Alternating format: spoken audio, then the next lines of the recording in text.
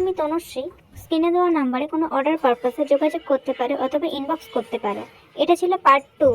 আর এই কেকটা ছিল তো আগেই বলেছে বাটারস্কচ ফ্লেভারের ওপর, আর সুগার প্রিন্ট আগে চাপানো হয়েই ছিল, আর সেট করা হয়ে গিয়েছিল। নিচে কিছু সুগার প্রিন্টের এগুলো যেগুলো প্রিন্ট আমি নিজের হাতে করেছিলাম কালার দিয়ে, সেইগুলো সেট করছিলাম। আচ্ছা, কেকটা পুরো রেড কালার হওয়ার জন্য আমি তো আগে জেল ইউজ করেছিলাম, সেটা দেখিয়েছি, যাতে না কেক ক্রিমটা যাতে না আর কি তিতো ভাবটা আসে, আর যাতে কেকটা টেস্টেই থাকে।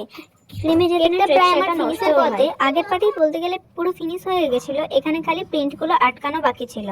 সেট করা মোটামুটি হয়ে গেছে, আর আমি সুগার প্রিন্টের ওপর কিছু সুগার জেল দিয়েছিলাম, যাতে যাতে ওই প্রিন্টের ওপরে ফ্রিজে রাখলে সেট করার পর একটা মানে ভেজা ভেজা ভাব চলে আসে, তো তার জন্য আর কেকটা গ্লেজিও হবে তাতে, সেই জন্য আমি করেছিলাম।